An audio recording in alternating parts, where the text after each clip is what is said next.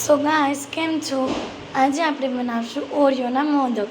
તો ઓરિયોના મોદક બનાવવા માટે આપણે ઓરિયોનું પેકેટ, દૂધ, થોડું ટોપરું, ઘીની જરૂર પડશે.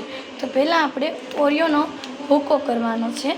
આપણે સૌપ્રથમ આ બધા જ ક્રીમને કાઢી લેવાનું છે અને તેને ટોપરામાં મિક્સ કરવાનું છે. આપણે અહીંયા ઓરિયોનો ભૂકો કરી લીધો છે. ઓરિયોનો ભૂકો થઈ ગયો છે. હવે આપણે ટોપરામાં આ ક્રીમ છે જેને ભેળવી દેવાનું છે.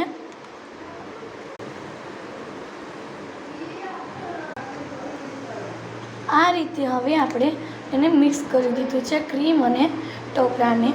આમાં આપણે હવે થોડું દૂધ એડ કરવાનું છે. મોદકનો લોટ બાંધી લીધો છે. હવે આપણા મોદક તૈયાર છે. તમને મારી રેસીપી સારી લાગે તો લાઈક